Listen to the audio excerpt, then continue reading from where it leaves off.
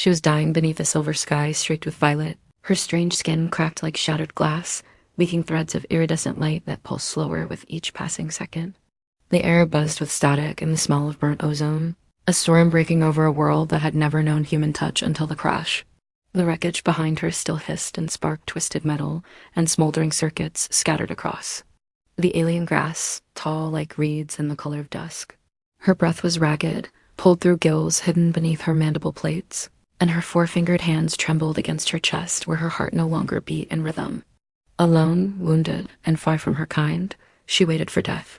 Her species was known for silence and pride, for never asking help from others, especially not from primitive life forms like the humans who had only recently stepped into the Galactic. Counsel with all the awkward swagger of a species, too young to understand its place, but she called out anyway, not in words, but in a pulse, a desperate psionic scream that burst through the thin veils of dimension like a lightning bolt. She hadn't known humans could hear it.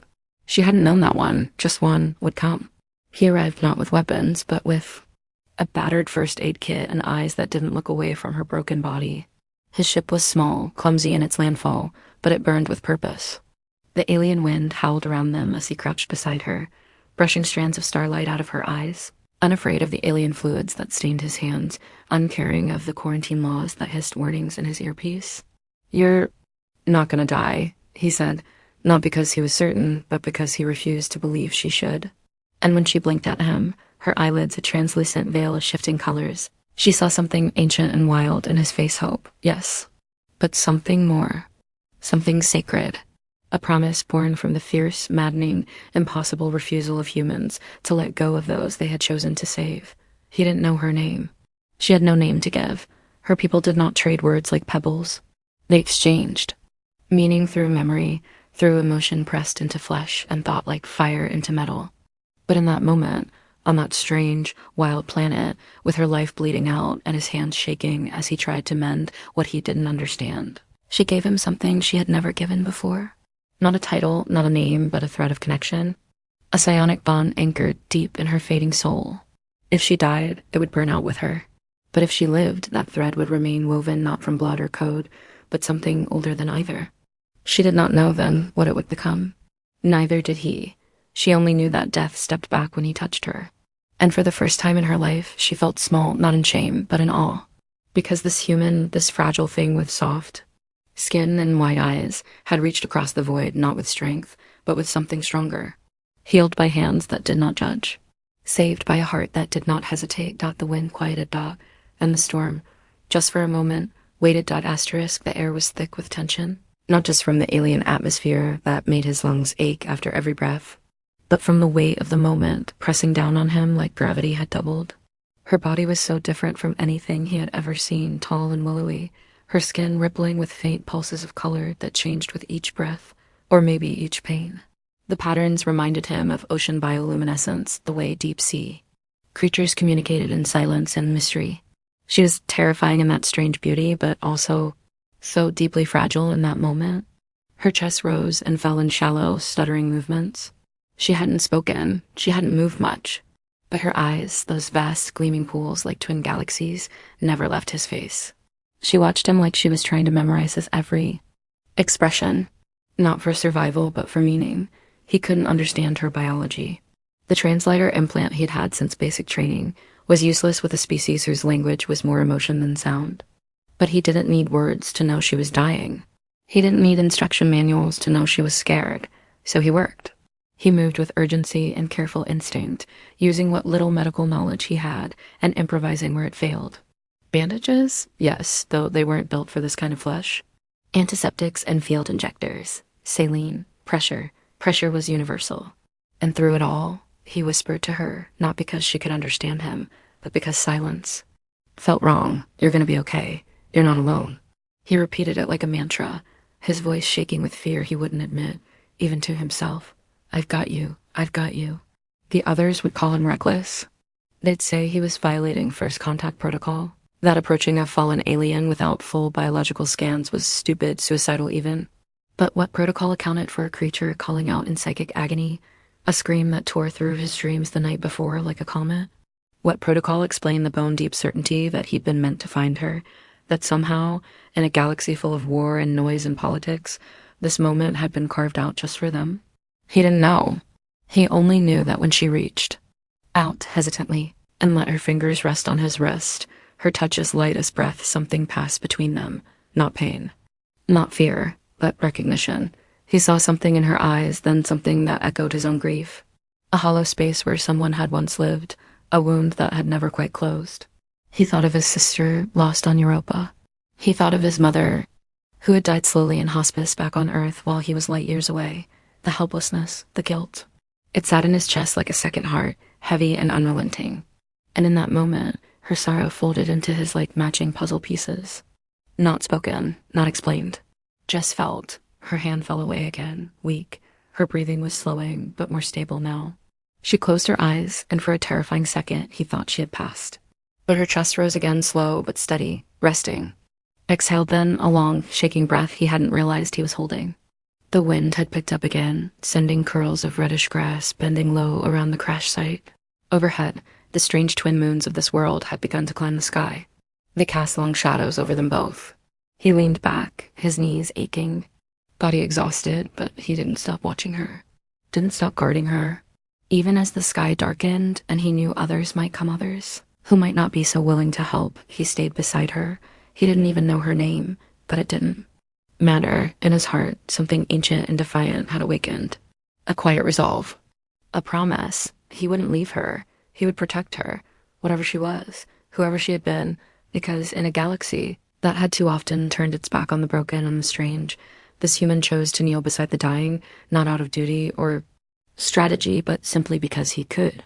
Because kindness needed no translation dot, and somewhere in the stillness, she knew. Time passed slowly in that hidden valley of alien silence. The sun of this strange world didn't set like Earth's sun. It fractured, broke apart in prismatic bands across the sky, bleeding lavender and gold before slipping behind the jagged horizon. The days were long, the nights even longer, and the human his name was Aaron. Though she hadn't the sounds to shape it, stayed by her side through all of it.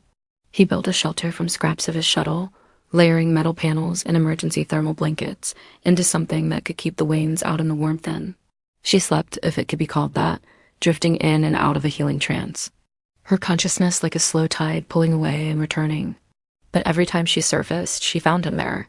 Still watching, still talking to her in that soft, steady voice, telling stories about the oceans on Earth, about storms and music, and the strange ache of missing a place while you were still. And it dawned in her people's way. She didn't know how to speak with words, but she had other ways. The bond they had formed in that first desperate contact was deepening, becoming more than a lifeline. It became a passage, a tether for thought and memory and emotion. Aaron began to feel Echo's images, not sharp but soft and drifting, like dreams filtered through water. He saw her homeworld in flickers, not through his eyes, but through her feeling of it. A massive blue forest glowing from the roots up. Floating temples tethered to nothing, her kind moving in quiet reverence. Never rushing, never shouting, always feeling deeply and saying so little. He saw a child, a smaller version of her, laughing without sound, joy pouring from her skin in brilliant flashes of rose and gold. And then darkness, fire, ships falling like stars, not crashing from space, but diving into war. She had lost everything. He felt it like it was his own. One night, as wind whispered through the shelter and alien constellations burned cold and bright. Above, she reached out, not with her fingers, but her mind. Gently, hesitantly, and this time she let him in, deeper. It was overwhelming, like being swept into a river he couldn't control. He saw her memories in fuller shapes, wrapped in grief and longing. He saw her people's last stand, the betrayal by another species who had come not in peace, but in hunger. The ones who had wiped them out, leaving only a few scattered refugees drifting through the stars. She was a diplomat, once a keeper of memory. She had been sent to beg for sanctuary from ancient allies. Instead, her ship was hunted, torn down. Mid-flight, the others were gone. She had crashed alone. She had expected to die. But he had come, she showed him, without language, how strange it was for her. Her kind did not understand humans. They thought them loud and simple, all impulse and fire. But now she saw differently. His soul, in its wild and battered state, was made of 1,000 tiny kindnesses. He was loud, yes, but not in noise. In presence, in the way he refused to look away from pain, the way he carried his own sorrow without trying to bury it. The way he offered hope like it was something inexhaustible, even when he had none for himself. It confused her. It awed her and awed her. He weighed down by loneliness and guilt found peace in her presence. She never asked anything of him. She never judged. Her silence was not emptiness, but a calm deeper than thought, and in it, he began to remember parts of himself he had buried. The scientist who once believed peace could be engineered. The boy who believed in aliens long before the universe told him they were real. The man who had stopped believing he could make a difference, until now. She began to heal faster. Not just her body, but her will. She sat up on her own. She helped him gather supplies from the wrecks. She even began to hum a strange resonance that filled the shelter and made his bones vibrate slightly. It was her way of saying thank you. Her way of saying she felt safe one night when he lay beside the shelter fire, eyes closed, but not yet sleeping. She placed a hand on his chest. Not for healing, not for comfort, just connection. Their bond flared brighter, not burning, but glowing like coals in the dark. And in that quiet moment, something ancient passed between them. He called her Mira. It wasn't her name, not truly. But when he said it, she didn't correct him, because to him it meant something beautiful. And to her, it meant he saw her, not just as an alien or a patient, but as a person. And that was everything. Asterisk, the dawn came blood red, painting the valley in an uneasy light, as if the world itself had sensed something shifting beneath the surface. Mira stood outside the shelter now, stronger than she had any right to be, her back straight, her silver blue skin whole again, but streaked with darker veins that pulsed with memories. Aaron watched her in silence, awe-threaded with concern. Her movements were graceful but heavy, like a storm walking on legs. He had noticed her mood change over the past 2 days, subtle at first, like a breeze before a wave, but it had become something else, restless, watching the skies too often, feeling things he couldn't see. And then she told him, not in words, not exactly, but with the bond wide open, her thoughts spilled into his mind like rain through a cracked roof, no control, no filter. He saw flashes of her homeworld again, but this time not from the past, from the present. A hidden beacon had activated the moment her ship fell, and now her people had found her, or what was left of them. Survivors scattered across the stars. They had received her signal. They were coming, but they were not alone. The ones who had hunted them, an ancient predator race called the Akiran, had followed. They had evolved, not just to destroy, but to consume memory, to drain knowledge from the minds of the dead and shape it into new weapons. Empathy was poison to them. Peace was weakness. They had been hunting Mira's kind for generations. Her crash wasn't an accident. It was an assassination. Her ship had been sabotaged from within. And now, her rescuers were leading their enemies straight to her and to him. Aaron felt the truth like a punch to the chest. He staggered, mind reeling as the images overwhelmed him. Armadas, firestorms, entire planets blinking out beneath swarms of silver razors. This wasn't just about Mira anymore. This was about every life within reach of this world. He looked up at the sky and realized, with sick certainty, that help wasn't coming, not fast enough. No one knew he was here. The comms had been fried in the crash, and his distress signal hadn't gone out. He was a ghost in this part of space, forgotten. But not by Mira. Through the bond, she tried to pull back the storm of visions, a shame that she had kept it from him, that she had let him believe this valley was sanctuary when it had been a trap, not by design, but by inevitability. She had believed she would die here. She had hoped it would end with her, quietly. But he had changed that. He had saved her, and now he was in the crosshairs of something far worse than he had imagined, and still he didn't blame her. He stood in the clearing, fists clenched, jaw tight, eyes burning not with fear, but with clarity. His mind wasn't trained for war, but it was trained to adapt, to understand, to outthink. How long do we have? He asked, voice raw. Mira answered with an image. 3 days, maybe less. The Akaran moved like locusts across the stars, consuming all in their path. She didn't know if they would land guns blazing or simply blot the valley out from orbit. Either way, there was little time, and something else lingered beneath the surface, something she hadn't yet shown him. Aaron felt it like a whisper behind the rest, a truth buried too deep. He pushed gently through the bond, not forcing, just asking. She hesitated, trembled, then opened. The reason the Akaran wanted her, needed her, was not because she was a warrior. It was because she carried something unique. Not just memories of her fallen people. Not just diplomatic secrets. She carried life. Unborn. Within her. An embryo. A legacy. A genetic miracle. Her species could no longer reproduce naturally after years of engineered war. But she, Mira, carried the last viable child of her kind conceived. Through ancient ritual, hidden even from most of her people. A child not just of biology, but of mind, soul, and memory. A living repository of everything her race had once been. That was why the Acheron chased her through the stars. That was why she had been marked for death. Not because she was dangerous, but because she was hope. Aaron's knees almost gave out. She wasn't just a wounded alien. She was a mother, or would be. If she lived, he felt the ground shift beneath his thoughts. Every moment they had shared now echoed louder, deeper. And his purpose, which had been survival, changed. He wasn't just healing a stranger anymore. He was protecting a future that had chosen him. And somewhere inside, something ancient in his human spirit, older than language, older than war rose with fire. He would not let her die, he would not let them win. The night fell like a shroud, thick and oppressive, as if the sky itself grieved for what was coming. Aaron sat near the shelter's edge, eyes scanning the heavens that once gave him wonder but now only offered dread. The stars no longer twinkled. With curiosity, they blinked with warning. Somewhere out there, death moved silent and inevitable, on wings of silver and teeth of memory. Mira stood beside him, tall and silent, her expression unreadable, but her emotions blazing through the bond like fire under ice. She knew the time was close, too close. The Acheron were nearly here. They spent the following hours not in panic, but in grim, determined preparation. Aaron scavenged the rest of the wreckage, repurposing what he could fusion cells, heat coils, proximity sensors, anything that could slow down or confuse the invaders. Mira guided him with images and impressions, offering flashes of the Acheron's weaknesses, their hunting patterns, their vulnerability to electromagnetic disruption. They worked like two hands of the same mind, silent but fused by purpose. Every heartbeat mattered. Every breath was a countdown, but there was no illusion of victory. There was no final plan. No heroic last stand with odds that could be bent by brilliance or brute force. Aaron knew it. She knew it. If the Acheron reached them, they would both die.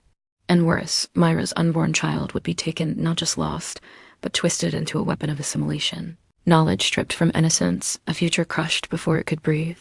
The stakes were beyond personal now. They were existential. Yet in that weight, Aaron didn't falter. What would have broken others filled him with something else resolve. It was the same human stubbornness that had pushed his species to the stars in the first place. The same defiance that rose during plagues and wars and nights too long for hope. A quiet, relentless fire. He took Mira's hand. Her fingers were longer, colder, but they folded around his like roots clinging to stone. He looked into her eyes, those deep, shimmering oceans of light, and spoke not with words, but with presence. We will not let them win. And through their bond, he felt her answer. Not in agreement, but in unshakable unity. That night, under the glow of twin moons, they built more than defenses. They built legacy. Aaron placed the last of the fusion cores at the base of the largest rock formation in the valley, right above a cave Mira had shown him, a place shielded from scans, hidden from the sky. Inside, they prepared a stasis cradle using the remnants of both ships, cobbled together with hope and desperation. If it worked, Mira and the child could be shielded, sheltered, protected long enough for a rescue or for the Acheron to pass. Believing her gone, but the price was immediate. Only one could go in, and she refused. The argument was silent, but fierce. Through images and pulses of thought, she begged him to take the cradle, to survive, to tell others what happened here. But Aaron, grounded by the kind of empathy that wouldn't bend to logic, refused her just as stubbornly. I'm not the future, he said aloud, though she didn't need translation. You are. And still she resisted Dot, so he made it simple. Injected her, a sedative, fast, clean, just enough. She collapsed into his arms before she could protest further, her expression filled not with betrayal, but with unbearable sorrow. He whispered to her as he carried her into the cave, as gently as one carries a child into sleep. He laid her into the cradle, sealing the containment field, powering the fusion cell, programming the neural shielding with shaky fingers and a silent prayer. Her eyes flickered open once, and in that final second of awareness, she reached for him, not with her hand, but her mind. And what passed between them in that instant could not be named. It was grief. It was gratitude. It was something older than either. Belonging. He sealed the chamber. He walked out, and he stood alone again in the valley where it had all begun. facing a sky now alive with unnatural movement shadows shifting in orbit, something vast preparing. To descend, he had no weapons that could stop them, only a heartbeat, only a promise. He would not run, he would not beg, he would stand, because he was human. And because she had called him father. Asterisk, the earth trembled before the sky even opened. Aaron stood in the valley's center, wind pulling at his clothes and dust rising around his boots like spirits.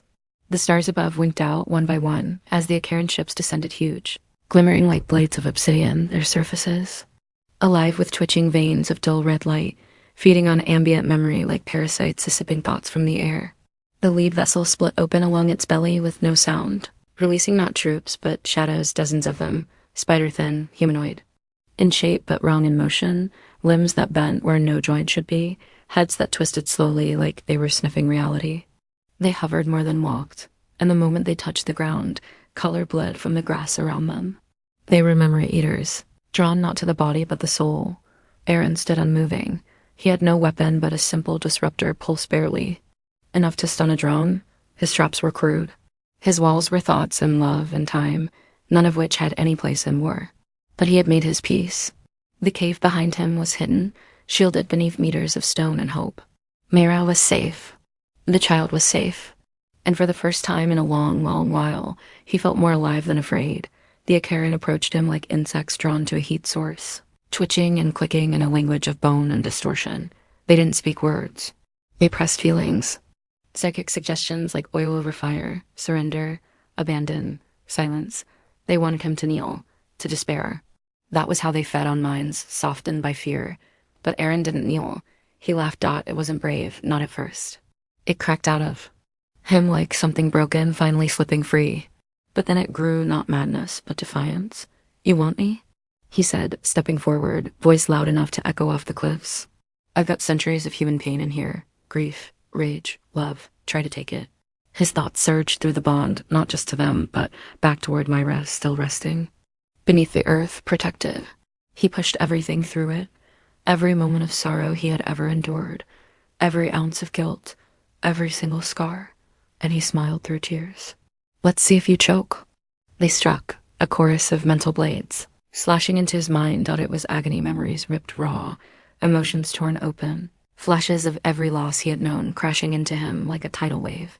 His father dying, his sister screaming from a doomed moon base. The isolation of space. The long, empty nights. It all came back, forced into the light like jagged glass under skin. But he held, not because he was stronger, but because he endured. And humans, we endure. That was the secret the Acheron had never understood. They consumed sorrow, expecting weakness. But Aaron's pain wasn't a wound, it was a foundation. Every loss had made him deeper, not hollow. Every heartbreak had planted roots in him.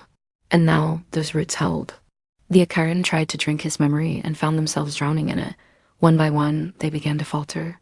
Their forms shuddered, twitching in confusion. His grief was too complex. His love too layered. The bond with Mira acted like a feedback loop, echoing emotion back into their link until they couldn't contain it. The ones closest to him screamed not in sound, but in vibrations that shook the ground and collapsed into themselves like paper burning from the inside. But Aaron was fading, chewed blood from his nose, ears, eyes red with strain. His brain felt like it was tearing in two, but still he stood. They were retreating now back into their ships, unsure, weakened, not defeated, but afraid. Afraid of the one thing they could not devour, meaning. And then a light erupted from the cave. Soft at first, then rising like a dawn that had waited for its moment. Mira emerged, floating, not walking, her skin a radiant blaze of gold and violet, patterns alive with legacy. The child's presence within her had awakened. It pulsed outward like a beacon, pure and resonant. She was not just herself anymore, she was memory incarnate, and the Acheron could not touch her. They recoiled as if scorched, their forms twisting, breaking. Their ships began to rise, desperate to flee. She moved to Aaron, caught him as he collapsed into her arms. He was still conscious, barely, his smile cracked but victorious. You stayed, she whispered in thought, her voice inside his head. Of course I did, he rasped, voice thick with blood. You called me father? And she held him as the light of their bond wrapped around them both, blazing out like a star born not from destruction, but from love, defiance, and the unyielding spirit of one human soul. The valley was quiet now, wrapped in the hush that follows a storm too large for words. The grass no longer swayed in fear, but stood still beneath the light of a new sun, its rays softer, warmer, as if the world itself exhaled relief. The Akaran were gone, driven not by violence or weapons, but by something they had never understood, something they could not touch or replicate. They had come to devour a dying species, to erase a spark before it caught flame. But what they found instead was a bond too strong for fear to break, a soul that would not surrender even when stripped to the bone. Aaron lay in Mira's arms beneath the twin moons, the last of the psychic wounds still bleeding behind his eyes. His body was broken, his nerves scorched by the intensity of the confrontation. But he breathed, barely, shallow and rasping, each inhale like a whispered question. Mira hovered above him, her body glowing with the residual brilliance of the child now awake inside her. She was no longer just a vessel of memory or survival. She had become something new, reborn not from ritual or bloodline, but from choice. And Aaron, frail and fading, had become more than a savior. He had become part of her. She didn't cry. Her species didn't weep like humans did, but from her skin rose colors of deep, ocean blue sorrow, tinged with the gold of reverence. Through their bond, still burning though frayed and flickering, she shared with him everything she had no words for. The child's awareness, the memory saved, the sanctuary he had given her, not in a cave or machine, but in his heart. He had chosen to stay, chosen to fight, chosen her. And now he was dying. He knew it, she knew it. I'm sorry, she thought, folding her mind around his like silk over stone. You gave everything. His eyes fluttered open, the color dulled, but still clear, still human. Then don't let it be for nothing, he whispered. Live, raise them, let them remember who we were. She nodded, slowly, and pressed her forehead to his. Not in romance, but in the deepest kind of intimacy her kind could offer. The merging of soul to soul. In that final joining, she showed him a vision of the future, her kind reborn in scattered enclaves, the child grown tall and bright, bearing within them the empathy of their mother and the fire of their father. And she would tell the story. Not with words, but with feeling, with memory. She would tell them that it was not strength or war or knowledge that saved them. It was a single human scarred, kind, painfully mortal, who chose not to look away from pain, who stayed when all others would have fled, who loved without needing to be loved back. Aaron's last breath was not lonely. It passed between them like the final note of a song that would never be forgotten, and Mira buried him beneath the valley, under a circle of stones shaped by hand and thought. Above him, the grass grew blue again, the wind returned. The sky cleared. Time moved forward. Years passed. The child was born strong. They did not have a name like humans, nor colors like Mira, but when they reached their maturity, they carried with them two things: the glowing strand of their people's legacy, and the uncheckable fire of the one who had stood alone. They called him Father, and through every world they visited, through every generation that came after, the story lived on, not of a war, not of an enemy, but of a choice, a moment, a man, a human.